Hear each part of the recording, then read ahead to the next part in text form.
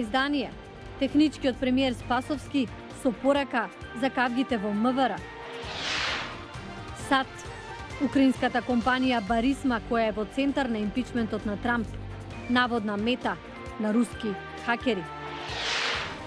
Трет ден протести на студенти во Техеран поради соборувањето на украинскиот авион. Почнуваме веднаш. Останете со нас.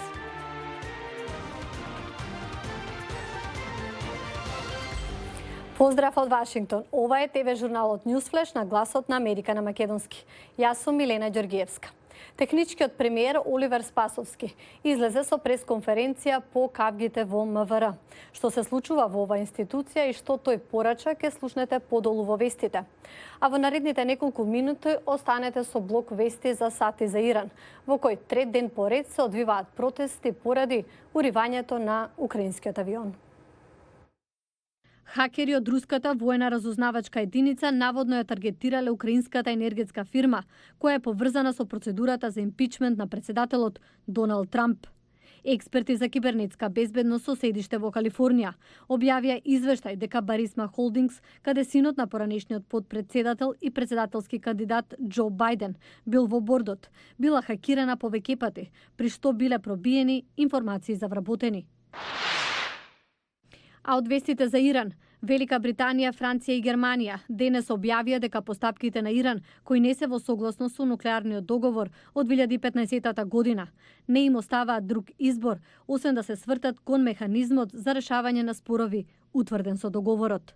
Тие соопштија дека ги исполниле своите обврски од заедничкиот акцијски план, вклучително и укинување на економските санкции против Иран и промовирање на легитимната трговија со државата. А во меѓувреме, стотици студенти од Технолошкиот универзитет Шариф во Техеран трет ден поред протестираат против нивните исламистички владетели, откако иранската влада призна дека по грешка го соборила украинскиот патнички авион. Во неколку видеа прегледани од Гласот на Америка се гледа како студентите од овој престижен универзитет вчера со слогани в раце се собраа пред универзитетскиот кампус, каде слушаа говори на неколку критичари на владата. Гласот на Америка не можеше независно да ја провери автентичноста на видеата. А како тензиите САД и Иран се одразуваат врз сојузната држава Кентаки, во која се наоѓа една од најголемите воени инсталации во светот, ке слушнете од Мартин Сикрест. Малиот град Форт Кембел во Кентаки е дом на 101-та воздушна дивизија. Базата е сплотена со локалната економија. Рони Варт е собственик на берберница во близина на Форт Кембел. Веројатно 80 до 85% од муштериите се припадници од активната служба на армијата. Подстрижувам од војници до генерали. Варт вели дека муштериите се како семејство. Станувате дел од нивните животи. Знам кој чека дете, кој купил нов камионет. Муштеријата Шон Хеберт е оператор на тешка машинерија во Форт Кембел. Вели дека заедно со армиските колеги се подготвени да одговорат на повикот за нивната татковина. Тренираме со години и спремни сме за моментот, секогаш. Ако треба да одиме, одиме.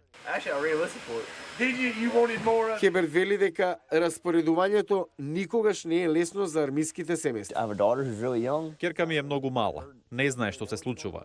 Знае дека тато заминува, но жена ми секогаш поставува прашања: што се случува? Кога ќе бидам распореден? И велам, ќе ти кажам кога ќе знам и јас. Неколку километри од берберницата на Бо, мајката на две деца во армијата вели дека страува дека тие не разбираат целосно што значи воена акција. Млади се, не ја разбираат магнитудата на целата работа, како може да се одрази врз нив, дека многу луѓе нема да се вратат можеби назад. Од сите тие 3000 нема да се вратат сите дома. Во соседниот Хопкинсвил, Кентаки, ветераните како Тед Вуд знаат што значи кога нацијата е во војна. Тој минал кариерата во американските воздухопловни сили, вели дека многу негови соборци се уморни од војната. Многу луѓе сметаат дека не треба да биде наша работа да бидеме светски полицаец. Немаме пари за фрлање, но губина, особено пензионираните, се уморни од војна. Ветеранот од Виетнам, Џон Брам, се согласува. Вели дека сака само радост за сите. Знаете, сакам целиот свет да биде среќен. Што е лошо ако сте среќен? Можеби ќе бидете на оваа планета само уште 80 години. Затоа, живејте. А сад на внатрешен план, вечерва е последната демократска дебата пред да се избере кој кандидат ќе се соочи со Трамп на изборите во ноември. Джим Малон за ова. Меѓу оние на бината вечерва ќе биде сегашниот демократски фаворит според анкетите, поранешниот подпредседател Џо Бајден. Бајден е фокусиран на националната безбедност во светлина на најновите настани поврзани со Иран. Затоа е толку важно да биде некој што би бил подготвен на денот кога е избран, за веднаш да може да биде врховен командант на нашите оружени сили. Бајден се соочува со силна конкуренција во раното гласање во Ајова, особено од сенаторот од Вермонт Берни Сандерс. Неодамнешното истражување покажува дека Сандерс води во Ајова. Ако живеете од плата, не само што не можете да си дозволите добра куќа или добар автомобил, туку секојдневно сте под стрес зашто не знаете дали ќе имате доволно да ги платите сметките. Растат тензиите меѓу Сандерс и некои други учесници, меѓу кои и сенаторката од Масачусетс Елизабет Ворен. Ворен падна во анкетите последниве денови, но останува силен фактор во Ајова и во Њу Хемпшир. Се разочарав кога разбрав дека Берни испратил волонтери да ме омаловажат. Демократите треба да ја обединат нашата партија во демократска коалиција. Сандерс негира дека го сторил тоа. Друг силен кандидат во државите со рано гласање е поранешниот градоначалник на Саунд Бенд, Индијана, Пит Бутиџаџ. Тој е фокусиран на националното единство. Се бара поинако битна патриотизам и определба за националната безбедност, љубов за државата што започнува со знаењето дека нашата држава е составена од луѓе. Не можете да ја сакате државата ако ги мразите половина од луѓето во неа. Зборувам за нешто подобро. Поранешниот градоначалник на Њујорк, Мајкл Блумберг, не се квалификуваше за дебатата, но се движи нагоре во анкетите по големиот број политички реклами.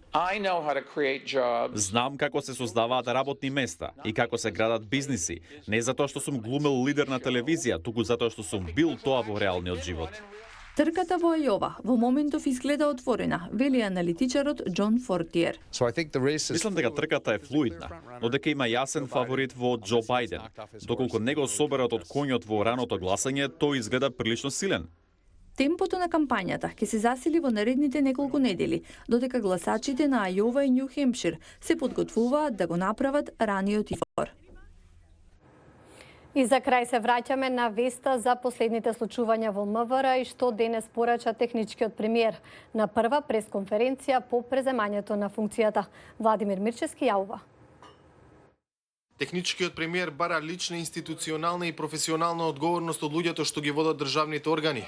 Повикот на Оливер Спасовски, пратен од пресконференција прва по преземањето на должноста, следи по кавгата во врвот на МВР меѓу новиот технички министер Наќе Чулев и дополнителната заменичка Славјанка Петровска за назначувањата на низа раководни позиции во полициската структура, како и за поништувањата на решенија подпишани токму од Спасовски додека беше шеф на МВР.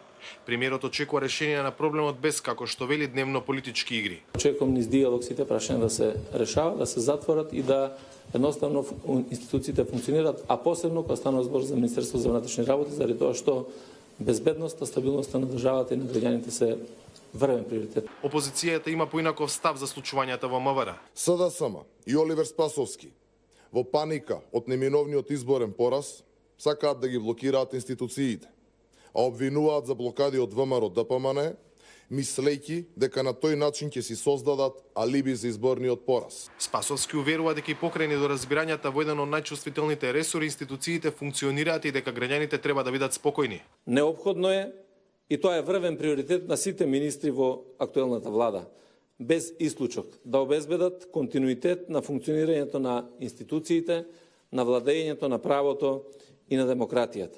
Државната изборна комисија на денешната седница се прогласи за ненадлежна да решава за спорот меѓу техничкиот министер и заменик министерката околу именувањата, конкретно она за началникот на СВР Скопје. Благодарам, до гледање до утре.